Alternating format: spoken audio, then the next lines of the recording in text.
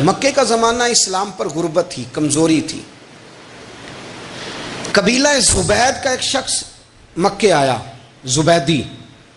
ایک مکے میں منڈی لگتی تھی، اس کا نام تھا حضورہ۔ یہ جو حضورہ منڈی تھی، اس منڈی پر ابو جہل کا قبضہ تھا۔ آج کل تو نہیں قبضہ ہوتا منڈیوں پر کسی کا، حضورہ نامی منڈی پہ نا ابو جہل کا قبضہ تھا۔ اونٹ بڑے خوبصورت تھے، شاندار تھے۔ اس نے کہا میں نے بولی دینی۔ ابو جہل نے اعلان کیا خبردار کوئی بولی نہ دے۔ بڑی دور تھا قبیلہ زبید، وہ آدمی واپس لے جا نہیں سکتا تھا، مجبور ہو گیا۔ ابو جہل کہنے لگا چوتھا حصہ قیمت دوں گا اور اونٹ تمہیں دے کے جانے پڑیں گے، یعنی اگر لاکھ کے ہیں تو 25,000 کے دو۔ بندہ بڑا پریشان ہوا، چودھریوں سے بات کی تو کہنے لگے بدماش بڑا ہے، ہم شریف لوگ ہیں۔ شریف اور بزدل میں، بزدلی کو شرافت کا نام نہ دو، پکی بات کر رہا ہوں، شریف اور بزدل میں شریف ضرور بنو پر بزدل نہ بنو۔ جی ہم جی شریف لوگ ہیں جی، وہ کیا مطلب؟ کوئی پاس نہ آیا، وہ بیچارہ نہ کونے میں بیٹھ کے رونے لگ گیا، کہنے لگا میں کدھر جاؤں یارو، میں واپس بھی نہیں لے جا سکتا، اور چوتھے حصے میں دے کیسے جاؤں، اتنا نقصان۔ وہ رو رہا تھا تو کہیں حضرت زید بن ارقم نے سن لیا۔ آپ فرمانے لگا کیوں روتا ہے؟ کہنے لگا یار میں نے تو اہل عرب کی تعریف سنی تھی، میرے ساتھ کھڑا ہی کوئی نہیں ہوتا۔ تو آپ فرمانے لگے تو نے عربی دیکھا ہی کب ہے؟ اگر کائنات کا حسین و جمیل عربی دیکھنا ہے تو جا حرم مکہ میں بیٹھا ہے، مکھ چند بدر شاشانی ہے تے متھے چمک دی لاٹ نورانی، کالی زلف تے اکھ مستانی، مخمور اکھی ہیں نا مت بریاں سبحان اللہ، ما اجمل کا ما احسن کا ما اکمل، کتھے مہر علی تو کتھے تیری ثنا، مشتاق اکھی کتھے جال۔ تو نے دیکھا کب ہے؟ اگر عربی دیکھنا ہے نا تو وہ بیٹھا ہے، جا کے حرم میں ٹیک لگائے، مظلوموں کے والی، غریبوں کے ماوا، رسول رحمت، ایک سادی سی چادر اوڑے حضور بیٹھے تھے۔ وہ زبیدی کہتا میں آیا، نبی کریم کو بات سنائی، حضور فرمانے لگے این الجمل کا، او کدھر ہے تیرے اونٹ؟ عرض کی حضور وہ وہاں ہیں۔ فرمایا چل نا۔ حضور کوئی بولی نہیں لگا رہا، کوئی خرید نہیں رہا، ابو جہل گھنٹا پڑا اس کے ڈر سے سہم گئے۔ حضور فرمانے لگے چل نا میں بولی لگاتا ہوں۔ اور دیکھو نرخ بازار محبت کا انوکھا ہو گیا، خود خریداروں شامل آ کے مولا ہو گیا۔ نبی کریم نے حضرت سعد بن ابی وقاص کو بلایا، حضرت عمر کو، حضرت ابو بکر کو، مدد کے لیے نہیں۔ حضور فرمانے لگے میری جیب میں پیسے تھوڑے ہیں، ظاہری طور پہ تھوڑے ہیں، ورنہ تو کائنات کے خزانوں کی کنجیاں حضور کے پاس، تھوڑے تھوڑے پیسے دو بھی بولی دینی ہے۔ سب سے پیسے لیے میں چلو بولی لگانے چلے۔ حضور آئے، اللہ اکبر، یہ میرے رسول کا طریقہ ہے، آؤ ذرا تھوڑی دیر کے لیے سوچیں۔ ابو جہل بیٹھا ہے بڑی مسند پہ، قربان جاؤں مدینے والے حبیب۔ وہ زبیدی کہتا اس کے کپڑے مہنگے تھے، حضور کے سادے تھے، اس نے بڑی پگڑی باندھی تھی، حضور کی سادی تھی۔ کہتے ہیں وہ آنکھیں اٹھا کے بات کرتا، مدینے والے نبی آنکھیں جھکا کے بات کرتے۔ وہ بولتا جاتا، حضور تھوڑے تھوڑے سادے سادے ٹھہر ٹھہر کے جملے بولتے۔ کہتے ہیں نبی کریم علیہ السلام اس کے ساتھ آ کے حضور بیٹھ گئے اور فرماتے ہیں میرے رسول کریم نے اپنا جبہ سیدھا کیا، پگڑی کو حضور نے سیدھا کیا اور فرمایا چل لگا بھائی بولی۔ ایک اس نے لفظ بولے، پھر حضرت ابو بکر نے بولی دی، پھر حضرت عمر نے دی، پھر سعد بن ابی وقاص نے دی، پھر زید بن ارقم نے دی، پھر رسول کریم نے دی۔ وہ کہتا ہے جتنے میں بیچنا چاہتا تھا نبی پاک نے ڈبل میں میرے اونٹ خریدے، ڈبل میں اونٹ خریدے میرے رسول۔ سلام اس پر کہ جس نے دشمنوں کو بھی قبائیں دی، سلام اس پر کہ جس نے گالیاں سن کر دعائیں دی۔ اور میرے اعلیٰ حضرت کہنے لگے جاؤ جا کے اعلان کر دو، غم زدوں کو رضا مجدہ دیجئے کہ ہے بے کسوں کا سہارا ہمارا، بے کسوں کا سہارا، جاؤ غم زدوں کو رضا مجدہ دیجئے کہ ہے بے کسوں کا سہارا۔ رسول کریم صلی اللہ علیہ وسلم نے نا خریدا مال، اور حضور سید عالم وہاں سے نکلے، اور نکلتے وقت حضور فرمانے لگے ابو جہل تیری آج شکایت آئی ہے، آج کے بعد نہ آئے، مکہ سارا اس کے ساتھ ہے، حضور کی مخالفت ہو رہی ہے، 40 لوگ ہیں صرف کلمہ پڑھتے، اور دین کا کام دار ارقم میں قید ہو کے کرنا پڑتا ہے، لیکن جب ظالم کے خلاف نکلے ہیں تو پھر دار ارقم میں بند ہو کے نہیں، پھر میدان میں نکلے، اور فرمایا آج کے بعد تیری شکایت نہ آئے۔ کہنے لگا جی بالکل نہیں آئے گی، میں آپ کو موقع نہیں دوں گا۔ حضور چلے گئے تو پیچھے سارے کافر اس کے گرد اکٹھے ہو گئے، کہنے لگے ہم پہ تو بڑا روب ڈالتا ہے، اب تجھے کیا ہوا؟ پانی پانی ہو گیا تو کیا؟ کون سا سانپ سونگ گیا؟ بولا ہی نہیں۔ کہنے لگا مجھے لات و منات کی قسم، جب مصطفیٰ کریم میرے پاس آئے تو ان کے ساتھ ایسی ایسی طاقتیں تھیں، نیزے تھے، برچیاں تھیں، بھالے تھے، مجھے لگتا تھا میں نے سی کی تو میرے ٹکڑے ٹکڑے کر دیں۔ کہنے لگا جب پاگل ہو گیا، ان کے پاس تو چھڑی بھی کوئی نہیں تھی، وہ تو خالی ہاتھ ہیں، بکواس کرتا ہے، کچھ بھی نہیں تھا۔ کہنے لگا مانو نہ مانو، ان کے پاس بڑا کچھ تھا، اور اگلی بات جو اس نے کی وہ تاریخ میں محفوظ ہے، وہ تاریخ میں محفوظ ہے، وہ تاریخ میں محفوظ ہے، وہ تاریخ کا حصہ ہے۔ ابو جہل کہنے لگا اٹھتے ہی کہ مجھے لگتا ہے جب تک محمد ابن عبداللہ موجود ہیں یہ ہمیں ظلم نہیں کرنے دیں گے، یہ ہمیں کوئی زیادتی کرنے، تاریخ میں محفوظ ہے جملہ ابو جہل کا۔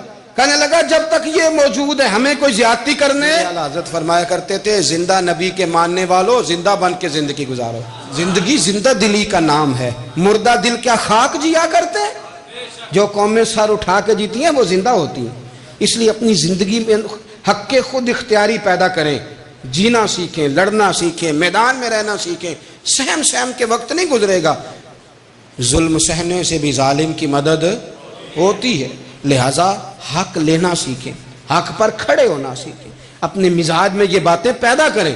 مجھے خاتون نے پوچھا، میرا بھائی کہتا ہے حصہ لے لے پھر میرے مرے کا منہ نہ دیکھنا۔ میں کہ پتر تو حصہ لائے نہ منہ ویکھی ہوتا، کوئی ضرورت نہیں، ایسے ظالم کا منہ ویسے بھی نہیں دیکھنا چاہیے جو بہنوں کا حصہ کھا جائے۔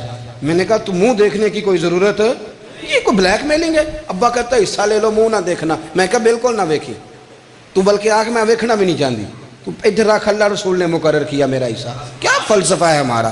جو بات غلط ہے اس پہ لوگوں کو بلیک میل کرتے ہو، جائز بات پہ ڈٹنا سیکھو۔ آپ جب ڈٹ جاتے ہیں نا تو پھر اللہ مدد کرتا ہے، پھر اللہ تتنزل علیہم الملائکہ، پھر اللہ فرشتے بھی نازل کرتا ہے۔ حضور نے فرمایا جو جان کی حفاظت کرتے مر گیا وہ بھی شہید، جو مال کی حفاظت کرتے مر گیا وہ بھی شہید، جو دین کی حفاظت کرتے مر گیا وہ بھی، جو خاندان کی، اپنے گھر کی، اپنے بچوں کی حفاظت کرتے مر گیا وہ بھی۔ اتنا بڑا درجہ حضور نے بیان کر دیا ہے، تو کبھی بھی زندگی میں ظالم کے سامنے سرنگو نہ ہونا، کچے پلپلے ہونے کا کبھی بھی اظہار نہ کرنا، کھڑے رہنا، جو کھڑا رہتا ہے رب اس کے ساتھ رہتا ہے۔ اللہ سمجھنے کی توفیق عطا فرمائے۔ اسحاق نے بھی لکھا ہے، ابن اشام نے بھی لکھا، البدایہ والنہایہ میں بھی ہے۔ کچھ تو لوگ ایک ایک دو دو کر کے مسلمان ہوئے نا، کچھ قبیلوں کے قبیلے مسلمان ہوئے۔ بنو عراش ایک قبیلہ تھا، اس کا ایک شخص مسلمان ہوا، پھر سارا قبیلہ مسلمان ہوا۔ وہ کہتے ہیں میں نا مکہ مکرمہ آیا، یہ وہ دور تھا جب نبی پاک علیہ السلام نے ابھی اعلان نبوت فرمایا تھا، اور وہ اسلام پر غربتوں کے دن تھے۔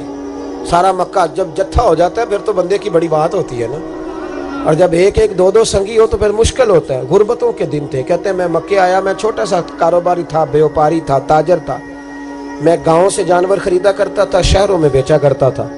کہتے ہیں میں نے نا 2 اونٹ یا 2 گھوڑے، مختلف کتب میں مختلف لفظ ملتے ہیں، کہتے ہیں وہ 2 اونٹ میں گاؤں سے لایا، مکے میں نے بیچنے تھے۔ جب میں مکے پہنچا تو پہلی ملاقات ہی ابو جہل سے ہو گئی۔ مجھے کہنے لگا یہاں ایک شخص نے دعویٰ کیا نبوت کا، اس کے قریب نہیں جانا۔ کہتے ہیں میں نے کہا یار مجھے تو پتہ بھی نہیں تھا، یہ تو تعارف تم نے کرایا ہے۔ تو کہنے لگے ان کے قریب نہیں جانا۔ کہتے ہیں میں بڑا کم دائیں بائیں تو آتا تھا، مکے میرا کم آنا جانا رہتا تھا، قریب نہیں جانا۔ میں نے کہا چلو نہیں جاتے۔ کہتے ہیں اسے اونٹ پسند آ گئے، اس نے خرید لیے۔ میں نے کہا پیسے؟ تو کہنے لگا کل دے دوں گا۔ اگلے دن میں اس کے گھر لینے گیا تو کہنے لگا کل دوں گا۔ اب ہوٹل بھی نہیں ہوتے تھے، پردیسی بیچارے، بڑے ان کے لیے مشکلات ہوتی تھی کسی دوسرے شہر میں رہنا۔ کہتے ہیں میری کل جمع پونجی بھی وہی تھی جو میں نے لگا دی۔ تیسرے دن میں گیا تو میں نے کہا یار میرے پیسے دے، میں غریب آدمی ہوں اور میرے تو بچے انتظار کر رہے ہیں اور میں سڑک پہ سو کے وقت گزارتا ہوں، میرے پیسے دے میں جاؤں۔ کہتے ہیں میں نے دبا کے بات کی تو ابو جہل کہنے لگا جا دوڑ جا، جہاں سے ملتے ہیں لے لے۔ کہتے ہیں پردیس تھا، انشاءاللہ پردیسی کوئی بھی نہ تھی ککھ جنا تو پارے۔ کہتے ہیں کہ میں پریشان ہو گیا کہ یہ کہتا جا دوڑ جا۔ میں کانپنے لگا۔ میں نے لوگوں سے پوچھا چودھری کہاں بیٹھتے ہیں، سردار کہاں؟ انہوں نے کہا حرم مکہ میں جو ٹولیاں بنا کے بیٹھے ہیں وہ ہمارے سردار ہی ہیں۔ کہتے ہیں میں وہاں پہنچا، عتبہ، عتیبہ، شیبہ، اخنس بن شریح، ابو سفیان سب بیٹھے تھے۔ میں قریب گیا، میں نے کہا مکے کے سردارو میں تمہارے شہر میں لٹ گیا، میرے لیے مشکل بن گئی۔ کہا کیا ہوا؟ کہنے لگے एक आदमी ने मुझसे 2 ऊँट खरीद लिए, वो मेरी कुल कमाई थी, पहले तो आजकल करता रहा, अब कहता है जा दौड़ जा, कुछ नहीं है, मेरी मदद करो। कहते हैं उतबा बोला, कहने लगा किसकी ताकत है हमारे होते हुए तेरे पैसे दबा जाए। कहते हैं जब उसने ये कहा तो मेरे अंदर उम्मीद की किरण चमकी कि मेरे मिल जाएंगे। कहते कौन है बता। मैंने कहा कि अबू जाल। कहते उसने साथ ही ना गर्दन झुका ली, कहने लगा ओहो वो तो बहुत बड़ा गुंडा है, तू कहाँ उलझ गया, वो तो पैसे नहीं मिलते। कहते हैं अब तो मेरे पांव तले जमीन निकल गई। ये ताजर ना जब डूबता है तो खुदकुशी करता है माज़, इसलिए कि जब किसी इंसान की कुल पूंजी, एक ताजर के साथ बहुत सारे लोग वाबस्ता होते हैं, ये दौलत की मोहब्बत ना समझे, इसको बहुत बड़ा उलझाव होता है। और हमारे यहाँ जब लोग उरूज पे होते हैं तो सज्जन भी बड़े होते हैं, और जब इंसान डूबने लगता है तो उसका हाथ भी कोई नहीं थामता। सारी उम्र ये आटा गुद्द है, लखा कीते नहीं पेड़े, वक्त आया ही ते मोहम्मद बख्शा, कोई नहीं हो बैठा लेड़े। आपको पता है कोई करीब भी नहीं आता गुर्बत के दिनों में। कहते हैं मैं कांपने लगा, अब मैं क्या करूंगा, मेरी बेटियां मेरे बच्चे तो रोएंगे। इधर देखना मेरी तरफ। कहते हैं सामने ना बैतुल्ला शरीफ के साथ टेक लगा के आमिना के लाल बैठे थे, सादा सा लिबास, सादा सा। हुजूर ना कोई तस्बीह पढ़ रहे थे। उतबा ने माज अल्लाह सुम्मा माज अल्लाह नकले कुफर कुफर ना बाशद फबती कसी मजाक किया। कहने लगा वो जो बैठे ना वो तेरा मसला हल कर सकते हैं, वो। कहते उसने ये कहा और बाकी हंसने लगे। मुझे समझ ना आई कि भेजते भी हैं और हंसते भी हैं। उन्होंने तो माज अल्लाह मजाक किया ना कि आजकल तो बड़ा सारा मक्का मुखालिफ है, तो वो कैसे जाएंगे, और अबू जहल सबसे बड़ा मुखालिफ है। कहते मैं ना आहिस्ता आहिस्ता करीब गया हुजूर के। गरीब आदमी डरता है ना बेचारा, वजीरों से भी पीरों से भी कांपता रहता है। कहते मैं आहिस्ता आहिस्ता करीब गया और पीछे जाके बैठ गया। मेरा दिल था कि वो फारिग होके मेरी तरफ देखेंगे, तब मैं डर रहा था, सहम रहा था। लेकिन कहते मैं कुर्बान जाऊं, अभी मैं पूरा बैठा भी नहीं था कि मदीने के चांद ने मेरी तरफ रुख फेर लिया। हुजूर ने रुख फेरा और कहते हैं 2 जुमले नबी पाक ने कहे तो मुझे यूं लगा जैसे परदेश में मुझे मेरी माँ मिल गई हो। कहते हैं 2 जुमले, मैं खुल के रोया, 2 जुमले सिर्फ। पहला जुमला महबूब ने फरमाया परदेसी लगते हो, और दूसरा फरमाया परेशान लगते हो। एक बारी मेरियां अखियां चों ਉਹਨਾਂ ਨੇ अथरू पूंजे सन, हुण ते चस्का पै गया रोने दा, हुण ते चस्का पै गया रोने दा, ते हर वेले आहो जारी दा। कहते हैं नबी करीम अलैहिस्सलाम ने जब पूछा तो मैं रोया। मैंने कहा महबूबा मैं आपको जानता तो नहीं, पर परदेश में लौट गया हूँ। कहते मैं रोने लगा तो हुजूर ने फरमाया चुप कर, रोने की बात नहीं। मेरे कांधे पे थपकी दी, फरमाया परेशान ना हो। पहला ही जुमला, पूछा भी नहीं काम क्या है, ये भी नहीं बताया मसला क्या है। महबूब फरमाने लगे चुप कर, आंसू पूछ ले, जैसे तू कहेगा ना वैसे ही हो जाएगा। वो बरेली के इमाम बोले और फरमाने लगे गमजदों को रजा मुजदा दीजिए के है, गमजदों को रजा मुजदा दीजिए के है, बेकसों का सहारा हमारा नबी, सबसे औला हो आला हमारा, सबसे बाला हो आला हमारा नबी। कहते हैं नबी करीम अलैहिस्सलाम ने फरमाया जैसे तू कहेगा वैसे ही। कहते हैं फिर हुजूर ना मेरा बाजू पकड़ा और घर लाए। ताल्लुक नहीं पूछा, रिश्ता नहीं पूछा, काम नहीं पूछा। फिर हुजूर ने मुझे चटाई पे बिठाया। मैं कई दिनों का भूखा था। दिलों के हाल जानने वाले रसूल ने मुझे सिरका दिया, खाना दिया, शहद दिया, दूध पिलाया। जब मैं सैर हो गया ना और कुछ मुझे तसल्ली हुई तो फरमाने लगे बता तेरा मसला क्या है। मैंने कहा या रसूल अल्लाह सल्लल्लाहु अलैहि वसल्लम 2 ऊंट बेचे थे। हुजूर को जानते नहीं अभी तक।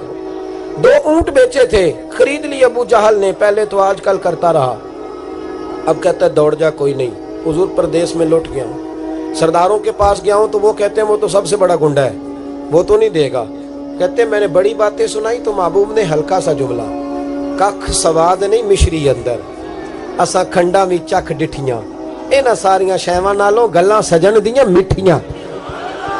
जिन्होंने करना कुछ नहीं ना होता उनके दावे लंबे चौड़े होते हैं, और जिन्होंने कुछ करना होता है ना वो तो मुख्तसर बात करते हैं। हुजूर फरमाने लगे कोई परेशानी वाली बात नहीं, देने क्यों नहीं पैसे, देगा के, वह हल्की सी बात। हुजूर फरमाने लगे चल मैं तेरे साथ चलता हूँ।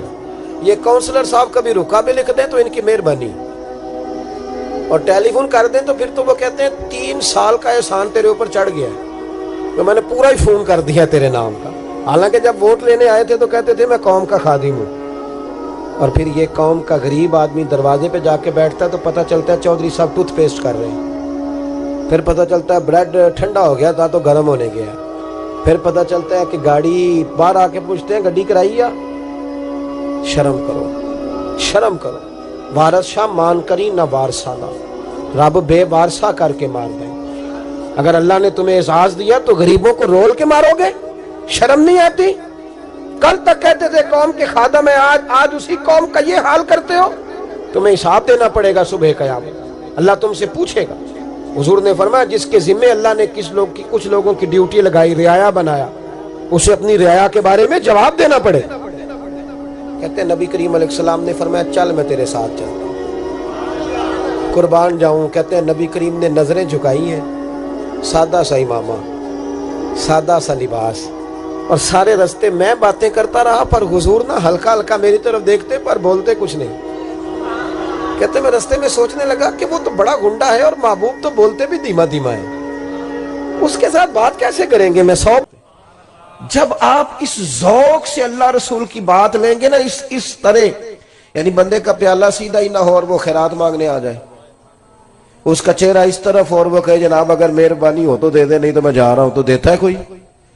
اس کے نا وہ کیفیت دیکھ کر، اس کا ذوق دیکھ کر، اس کا درد دیکھ کر، اس کا ذوق حضور کی حدیث سے، قرآن کی آیت سے جب تک یہ والا ذوق نہیں ہوتا، یعنی ہمیں صحیح حدیث میں ملتا ہے کہ ایک شخص مدینہ طیبہ میں رہتے تھے، پر انہیں پتہ چلا تھا کہ ایک بندے کے پاس حدیث ہے پر بندہ دمشق میں ہے، تو وہ ایک حضور کی حدیث لینے کے لیے مدینے سے دمشق آئے اور پوچھا کیسے آئے ہو؟ تو کہنے لگے مجھے پتہ چلا ہے آپ کے پاس حضور کی ایک حدیث ہے، مجھے وہ میرے نبی کی بات تو سنا دے۔ وہ ذرا حضور کا فرمان تو، ہمارے بزرگوں کا یہ جو آپ کا کیا خیال ہے کہ جو بابا تسبیح 24 گھنٹے پھیرے صرف وہی ولی ہے؟ وہ بھی بڑی بات ہے، لیکن یہ جو آپ کو کتابوں میں ہر وقت بیٹھے نظر آتے ہیں نا، یہ جو ہر وقت آپ کو لائبریریوں کے اندر موجود دکھائی دیتے ہیں، یہ جو ہر وقت شروحات کھولے ہوئے دکھائی دیتے ہیں، یہ شروحات نہیں کھولے ہوئے، یہ مدینے والے کی محبت کے نغمے تراش رہے ہیں اور پیار ان کا ہو رہا ہے حضور کے ساتھ۔ جب تک ہم اس ذوق سے دین، ہمارے بزرگوں کا نا یہ ایک خاصہ رہا، اعلیٰ حضرت بریلوی رحمت اللہ علیہ سے کہا گیا کہ آپ قرآن مجید کا ترجمہ کریں، اردو میں اس ترجمے کو آپ کریں تاکہ لوگ استفادہ کر سکیں۔ تو فاضل بریلوی نے کیا کہا، ٹھیک ہے، بڑے عالم تھے نا، 100 کے قریب علوم جانتے تھے اور دسترس رکھتے تھے چیزوں پر، انہوں نے یہ نہیں کہا کہ یہ تو میری مطلب مٹھی کا کام ہے، معاذ اللہ بھائی ہو جائے گا، انہوں نے کہا یہ بڑا مشکل کام ہے بھائی، قرآن پاک کا۔ فرمانے لگے لکھنے والا بھی باوضو ہونا چاہیے، جو لکھا رہا ہے، جو بیٹھا ہے، جو امداد کر رہا ہے، جو کاغذ لا رہا ہے، جو چھپائی ہوگی، جو لے کے جائے گا، جو لائے گا، ہر آدمی طہارت والا ہونا چاہیے۔ فرمایا یہ جب چھپنے جائے گا تو اس وقت بھی سارے آداب کا خیال رکھا جائے، عام کتاب نہیں، اللہ کا کلام ہے۔ یہ ذوق، اذان شروع ہوگی، اذان سنے جی۔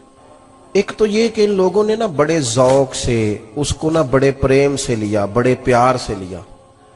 ہم نا جب تک کتاب و سنت کو اس ذوق سے پڑھتے نہیں، سنتے نہیں اور وہ خاص شوق نہیں پیدا کرتے، وہ چیز نا طبیعت میں بیٹھے گی نہیں۔ دوسری پھر بات یہ تھی، کسی بندے کو کنفرم ہو جاتا ہے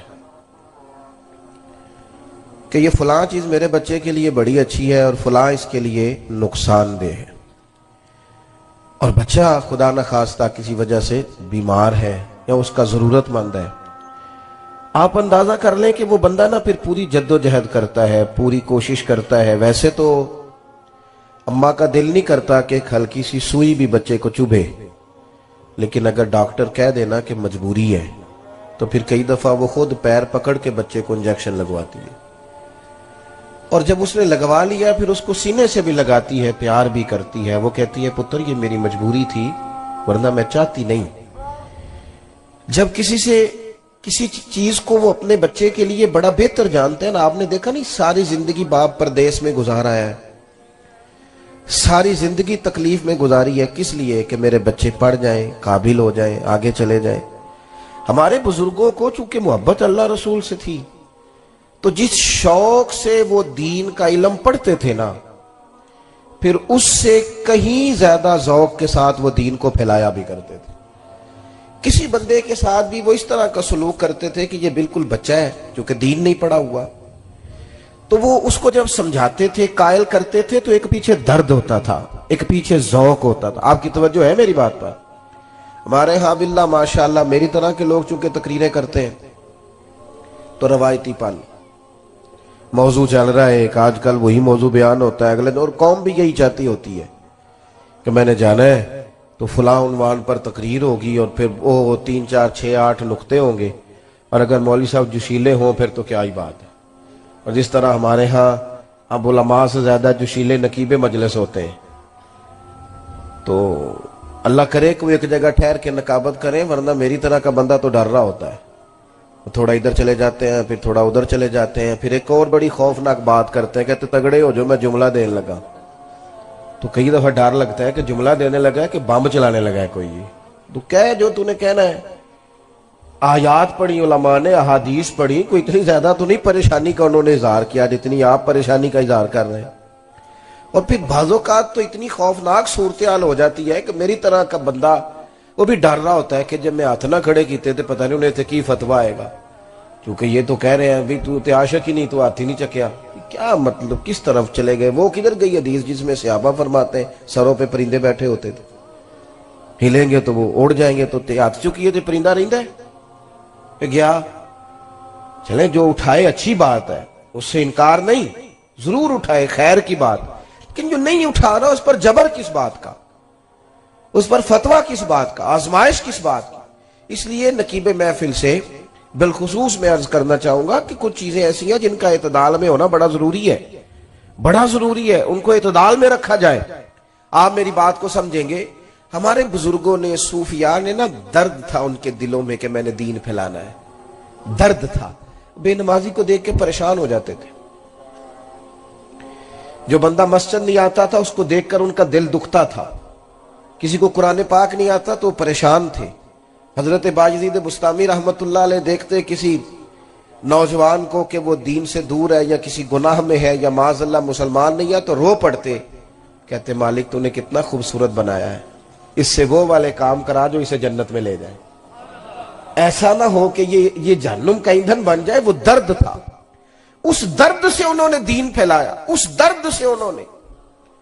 کوئی نہیں چھپتی تھی کتابیں اتنی تیزی سے اعلیٰ حضرت کے زمانے میں, لیکن وہ درد تھا جو انہیں بیٹھنے نہیں دیتا تھا. صبح لکھتے, شام لکھتے, مشقت کرتے. ایک آدمی سینکڑوں آدمیوں کا کام تنے تنہا کرتا, ڈیوٹیاں کی ان لوگوں نے. آپ کبھی آج ان کی کتابیں لوگوں سے پوری پڑھی نہیں جا رہی, بتاؤ کس طرح لکھی. اور وہ کتاب اس طرح نہیں ہے کہ 2 4 چیزیں ادھر سے لی, 2 4 ادھر سے لی, تو 5 کتابیں سامنے رکھی تو چھٹی بھی بن گئی ان میں سے. اس طرح نہیں ہے. وہ تو کام اس طرح ہے کہ ایک ایک جملے پر کئی کئی کتب کے حوالہ جات ہیں.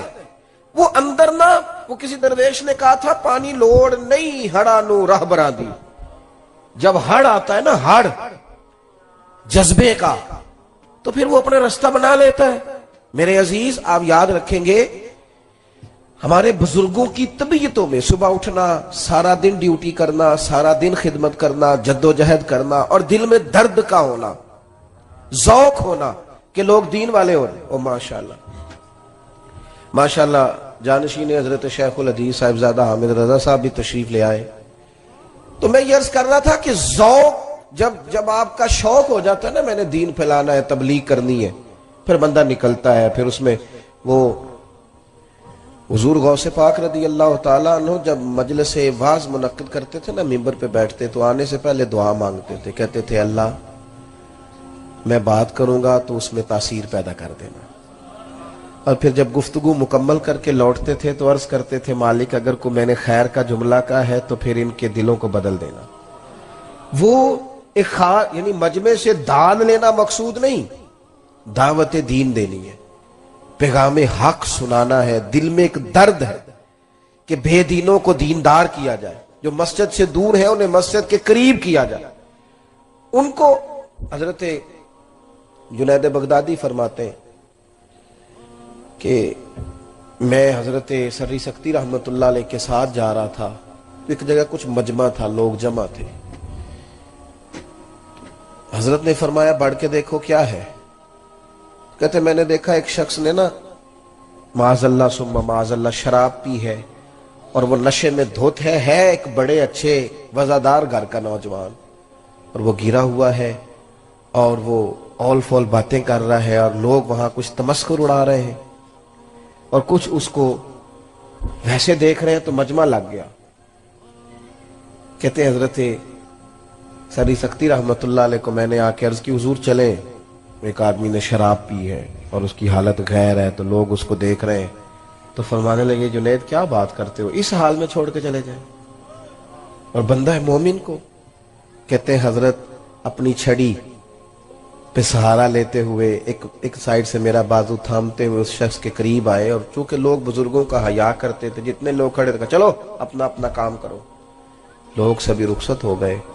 شیخ مجھے کہنے لگے ایک پیالے میں پانی تو لاؤ۔ کہتے میں پانی لایا تو حضرت نے اپنے بوڑھے ہاتھوں سے اس کا منہ دھویا، پھر اس کے سر پہ تھپکی دی اور کہا بیٹا گھر جاؤ۔ اور جب اٹھے تو میں نے اٹھتے اٹھتے ان کی داڑھی پر ان کے آنسوؤں کو گرتے دیکھا، رو کے کہنے لگے مالک میں کمزور بندہ ہوں، بے بس ہوں، میں منہ دھو سکتا ہوں دل تو نہیں نہ دھو سکتا، میری جو حیثیت تھی اس کے مطابق میں نے ڈیوٹی کر دی، میں منہ ہی دھو سکتا تھا وہ میں نے دھو ڈالا، دل تیرے دست قدرت میں ہے، مہربانی فرما دے۔ حضرت جنید فرماتے ہیں اگلی صبح جب تہجد کی نماز کے لیے ہم پہنچے تو وہ جو کل عصر کا شرابی تھا آج تہجد کی نماز کے لیے بیٹھا تھا۔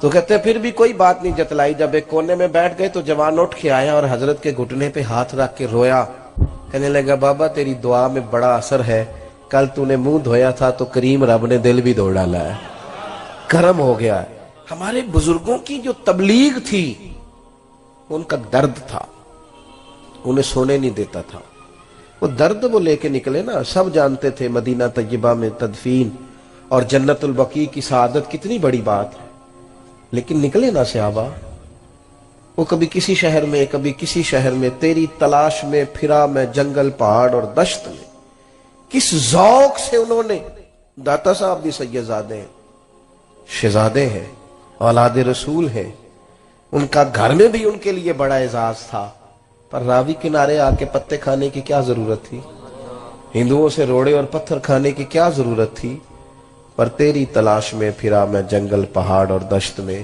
اب عرس منایا جا رہا ہے خواجہ اجمیر کا، اور منوں کے حساب سے لنگر پکتا ہے، ورنہ تاریخ تو یہ ہے کہ خواجہ صاحب یہاں خیمہ لگاتے تھے تو کہا جاتا تھا اکھیڑو تو وہ آگے جا کے لگا لیتے تھے، ان سے کہا جاتا تھا اٹھاؤ تو وہ ادھر جا کے لگا لیتے تھے، ان سے کہا جاتا تھا یہاں سے اٹھاؤ وہ بیٹھے رہے، انہوں نے ڈیوٹی کی، کام کیا، ان ساری تیز آندھیوں کے بیچ انہوں نے اذان پڑھی، اور اتنی پڑھی کہ اس اذان پر نمازیوں میں خواجہ قطب الدین بختیار کاکی بھی آئے، انہی نمازیوں میں بابا فرید بھی آئے، انہی نمازیوں میں ناگپور کے درویش بھی آئے، اور پھر انہی نمازیوں میں سلطان شہاب الدین غوری بھی آئے، اور اسلام کے جھنڈے کو بلندی ہوئی۔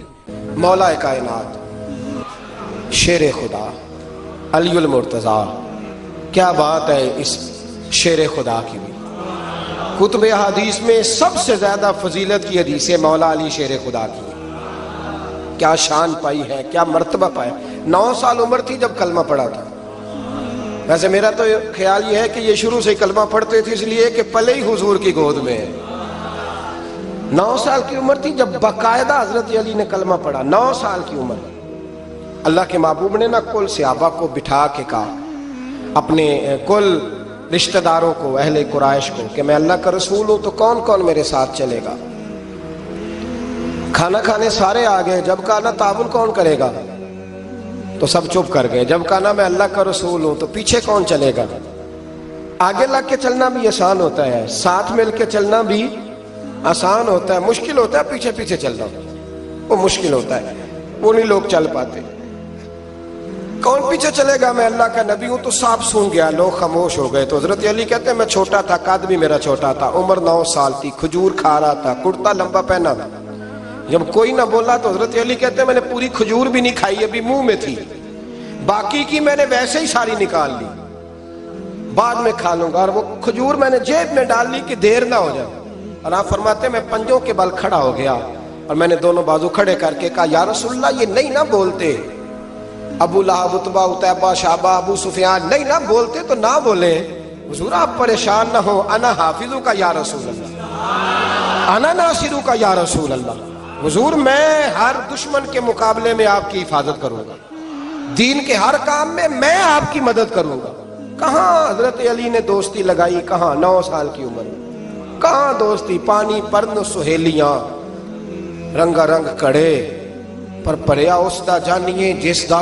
تو حضور میں اور پھر حضرت علی ہر میدان میں آپ کو نظر آئے, ہر میں, بدر میں بھی مولا علی, احد میں بھی مولا علی, خندق میں بھی مولا علی.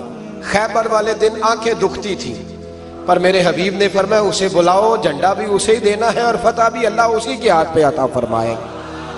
یعنی تکلیف بھی تھی, آنکھیں دکھتی تھیں, حضرت علی بظاہر بیمار تھے, لیکن حضور نے فرمایا چونکہ انہوں نے وعدہ کیا ہے وہی آئیں گے, میدان میں نکلیں گے. ہر صحابی شان والے, حضرت ابوبکر صدیق کے مقام کو کون پہنچ سکتا ہے, جناب عمر, جناب عثمان, طلحہ و زبیر, ہر ایک کی کیا بات ہے.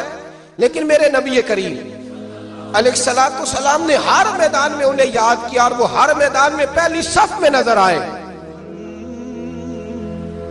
63 سال عمر تھی حضرت علی کی. کوفے کے بازار سے گزر رہے تھے, ایک کافر نے آ کے خنجر مارا اور جناب علی المرتضیٰ شیر خدا کی داڑھی سے جب خون نکلا نا, وہ 9 سال کی عمر میں وعدہ کیا تھا کہ میں دین کا مددگار بنوں گا, اور جب 63 سال کی عمر میں زخم لگا کوفے کی گلی میں تو جناب علی نے اپنا خون دیکھا, اور جب زمین پہ گر رہے تھے تو پتہ کیا کہہ رہے تھے, فزت برب الکعبہ, لوگوں رب کعبہ کی قسم میں کامیاب ہو گیا, میں نے آج اپنا وعدہ نبھا دیا. لے سجنا اسا توڑ نبھائی, لے سجنا اسا توڑ نبھائی, تے جان دتی راہ تیرے, ختم ہو گئی بات. لے او سجنا اسا توڑ نبھائی, عشق لگا سی کھیڈاں کھیڑ دی لو, تے پھر مینوں کھیڈاں بھول بھول گئیاں. میں کجل پایا سی یار دے ویکھنے, پھر وہ دی یاد وچ روندیاں ہی ڈول گئیاں. تے حیدر شاہ اس گلی کدے بھی نہ رول دی, پر ہن تے رول دی رول گئیاں. تے بلے شاہ دی ہو جانے, سانو اپنی توڑ نبھا لیندے. عزیزو یاد رکھو, اللہ رسول سے رشتہ نا ہر لمحہ نبھاؤ. میں نے جمعے والے دن بھی کہا تھا کہ مجھے سمجھ نہیں آتی کہ شب برات کو لوگ رو رو کے دعا مانگتے ہیں. میں نے معراج شریف کی رات زیادہ دعا نہیں منگائی. میں کہتا ہوں کہ اتنا مسلمان ساری رات رو رو کے دعا مانگتا ہے تو سویرے کرپشن تو پھر بھی نہیں ختم ہوتی.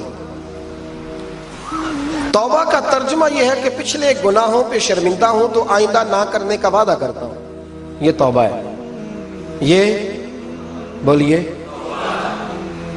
آپ دیکھیں نا, ہر مسجد میں رش ہے, اللہ کا فضل ہے. ہم تو ویسے چھوٹے لوگ ہیں لیکن الحمدللہ تعالیٰ یہاں بھی کوئی جگہ نہیں بیٹھنے اٹھنے کی. لیکن کیا یہ رسم ہے کہ استغفر اللہ رو رو کے دعا مانگی اور سویرے اسی طرح جھوٹ بولنے کا ارادہ چھوڑا ہی نہیں, فریب چھوڑا ہی نہیں؟ یہ کوئی رسم ہے؟ یہ کوئی ایکٹنگ کرنے آئے ہیں مسجد میں؟ ایک دستک دے رہا ہوں, آپ کو سمجھا رہا ہوں. توبہ کا مطلب یہ ہے کہ آج کے بعد جھوٹ نہیں بولوں گا, آج کے بعد غیبت نہیں کروں گا, آج کے بعد حرام نہیں کھاؤں گا, کسی مسلمان کو تکلیف نہیں دوں گا, ماں باپ کو نہیں ستاؤں گا, کسی کی عزت کو نہیں اچھالوں گا. یہ توبہ کا معنی ہے. لیکن ساری رات روتے رہے اور سویرے پروگرام یہ ہے کہ دکان پہ جاؤں گا تو جھوٹ بولوں گا, کم ناپوں گا, کم تولوں گا, تو یہ توبہ ہے؟ دیکھیں نا, مجھے پتہ چل جائے کہ ایک بندہ میرے سامنے آ کے کھڑا ہوا ہے پر وہ جھوٹا ہے, وہ میری تعریفیں کر رہا ہے پر جھوٹا ہے, مجھے غصہ آئے گا کہ نہیں آئے گا؟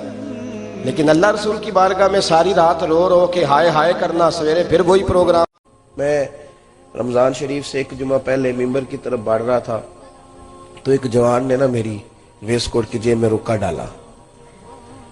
تو میں نے, سوال ہوگا یقیناً, گفتگو شروع کرنے سے پہلے وہ میں نے رکا کھولا تو کہنے لگے پیر صاحب اے ہن اسی نہ کچیاں نمازیاں بھی مسیتے ہونا ہے کہ پکیاں نو آکھیا جے ذرا سانو گھورن نہ زیادہ, یہ بڑا گھورتے ہیں اور اندر آتے ہی یہ کہنا شروع کر دیتے ہیں فصلی بٹیرے بھی آ گئے نا جو کہ میری جگہ اتنے میں روز بہنا تو ایک مہینے لے آیا نہ ایسا کرے اللہ کے حضور دعا کیوں نہ کرے کہ جو آیا ہے رب اس پہ فضل فرمائے اور وہ آ جائے تھوڑی گنجائش کیوں نہ دے تھوڑا پیار کیوں نہ کرے یہ جوان کوئی غیر نہیں ہے اپنے ہیں نہیں ہے ان کے چہرے پہ داڑھی اور نہیں ہے ان کے سر پہ پگڑی لیکن میں نے کلین شیو بچوں کو بھی حضور کی نعت پہ روتے دیکھا ہے میں نے انہیں بھی اسی درد کے ساتھ اسی ذوق کے ساتھ محبوب کی یاد میں تڑپتے دیکھا ہے اس پر کو کسی کا قبضہ ہے کہ میں پگڑی داڑھی والا ہوں تو میرا قبضہ ہو گیا ہمارے صوفیاء کا اللہ والوں کا خاص اسلوب دعوت رہا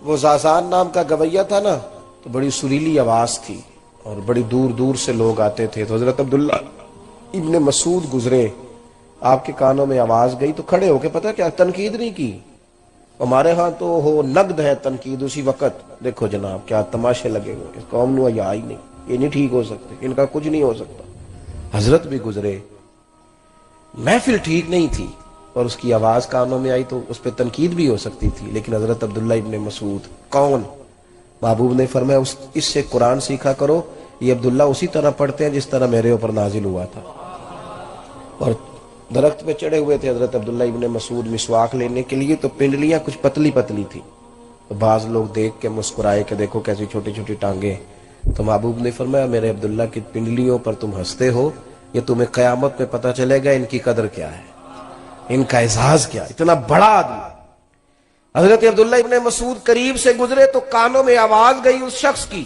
ذرا رک گئے اور ایک ٹھنڈی آہ بھری فرمانے لگے کتنی سونی آواز ہے کاش یہ قرآن پاک پڑھتا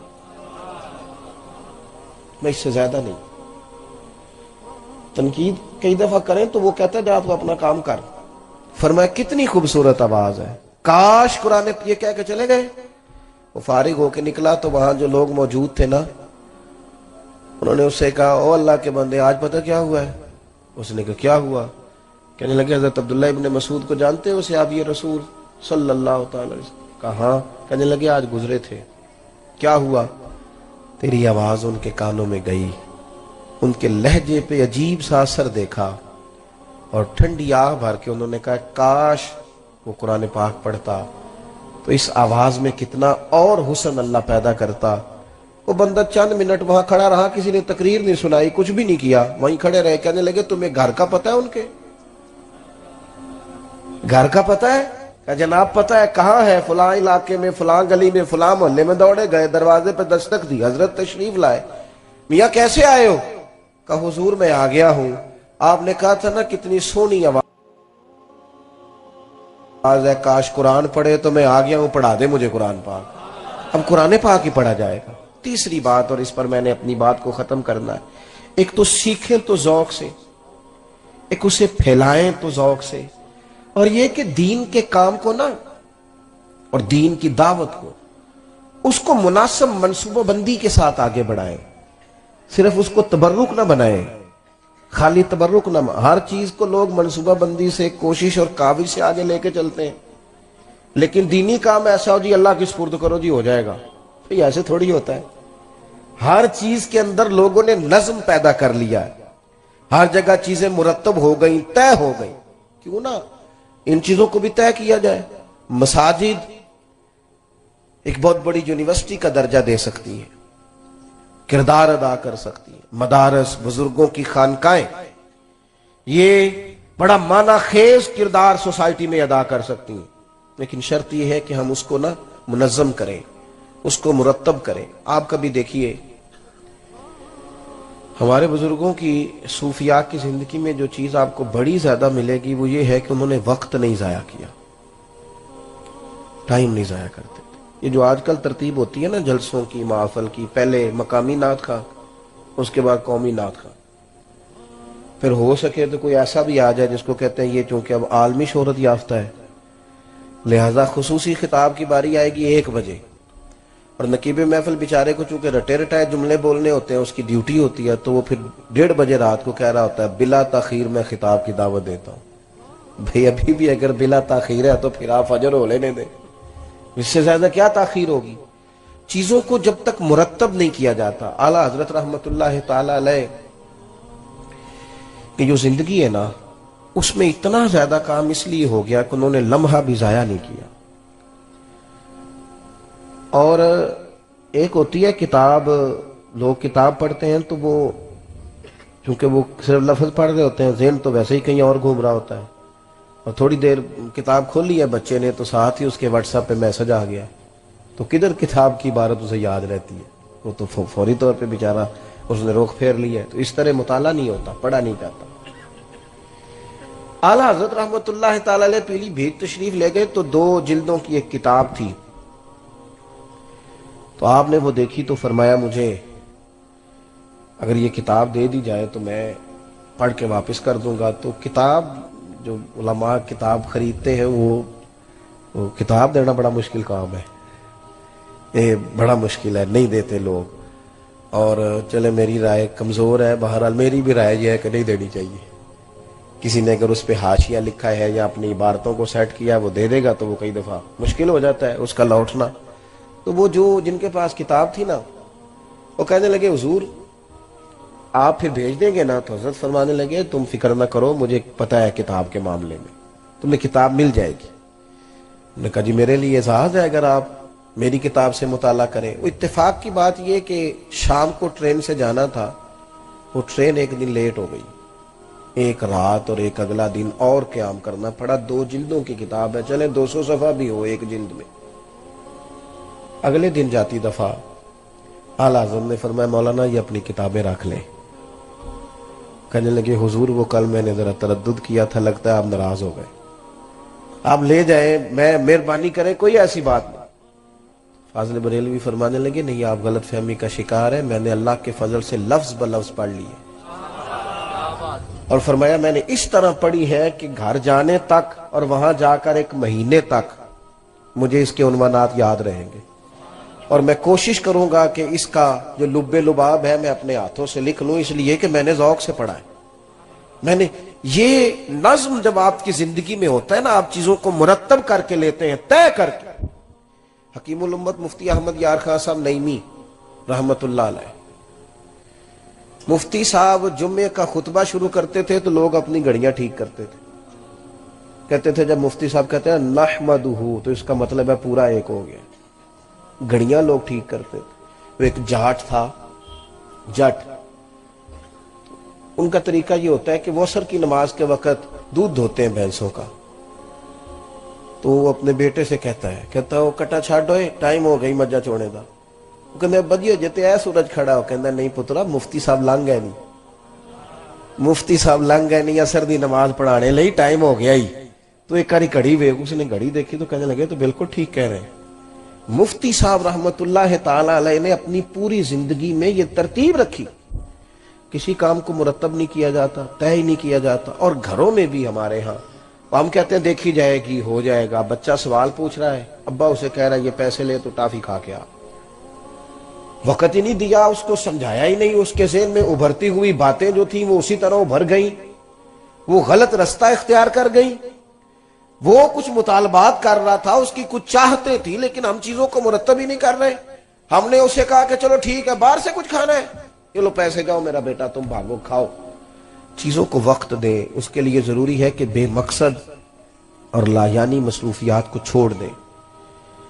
کچھ ویڈیوز کم کر لیں جن میں ہنسی زیادہ آتی ہے، وہ دیکھنی ذرا کم کر لیں.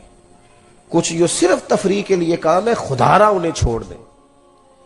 کچھ کام جنہوں نے ہم سے ہمارے قریبی رشتے چھین لیے ہیں ان کو تھوڑا چھوڑ دیں. اگر ہمارے بزرگ بھی یہی کام کرتے تو اتنے بڑے بڑے کام. اور پھر نرا لکھنا نہیں، پڑھانا بھی، اور نرا پڑھانا نہیں، لوگوں کی ضروریات کا بھی خیال رکھنا، آنے جانے والوں سے ملاقات بھی کرنا، ان کا دکھ بھی سننا، اشک شوئی بھی کرنا، لوگوں کو تبلیغ بھی کرنا. یہ کب ہوتا ہے؟ جب آپ چیزوں کو مرتب کر کے چلتے ہیں. تو یہ 3 باتیں میں نے آپ کی خدمت میں عرض کی ہیں. ایک تو دین کا علم سیکھیں تو ذرا ذوق ہو، ذرا توانا ہو طبیعت، شستہ ہو مزاج. اور دوسرا یہ کہ جب اس کی تبلیغ کریں تو وہ صرف جملوں کا ہیر پھیر نہ ہو، اس کے پیچھے درد بھی ہو. لفظ تاثیر سے بنتے ہیں، تلفظ سے نہیں. اہل دل آج بھی ہے اہل زباں سے آگے، اس کے پیچھے درد ہو۔ اور تیسری بات یہ کہ چیزوں کو مرتب کریں، ان کو طے کریں۔ جب تک ہم اپنے معاملات کو طے نہیں کرتے، مرتب نہیں کرتے، اتنی دیر تک بہت زیادہ مشقت کے باوجود بھی کام، محنت نہ بات ختم کرنے لگا تھا، محنت با مقصد ہونی چاہیے، بے مقصد نہیں ہونی چاہیے۔ اتنا کام کریں کہ وہ کام پوری طرح مرتب ہو، اس میں پوری ترتیب ہو، اس میں چیزیں، میں دوستوں سے اکثر کہا کرتا ہوں اگر ہم جمعے والے دن وقت پہ جانا شروع کر دیں گے تو انشاءاللہ خطیب صاحب بھی تیاری شروع کر دیں گے۔ انہیں اندازہ ہوگا کہ یہ بندہ پچھلی جمعے بھی یہاں پہلی صف میں بیٹھا تھا اور پوری بات سنی ہے، تو اب میں نے پچھلے جمعے والی نہیں کرنی، مجھے کچھ کتاب کو دیکھنا ہے، کچھ چیزوں کو لینا ہے۔ کئی دفعہ طلباء کے اٹھتے ہوئے سوالات بھی اساتذہ کو زیادہ مطالعے پہ مجبور کر دیتے ہیں، ان کے سوالات کے جوابات کے لیے بھی کئی دفعہ انسان زیادہ کتابیں کھولتا ہے۔ دعا یہ ہے کہ اللہ تعالی حضرت پیر سید فتح علی شاہ صاحب رحمت اللہ تعالی علیہ کے مزار پر انوار پر اپنی رحمتوں کا نزول فرمائے، آپ کے فیضان کو جاری و ساری فرمائے۔ ہم ایک سید زادے کے عرس میں آئے ہیں، اعلیٰ حضرت بریلوی کی نسبت رکھنے والے ایک عظیم بزرگ کی عرس میں آئے ہیں، اور یہ دعا لے کے آئے ہیں کہ اللہ تبارک و تعالی ہم سب سے بھی کوئی خیر کا کام لے لے اور ان بزرگوں کے رستوں کا اللہ ہمیں مسافر بنا دے۔ آخر دعوانا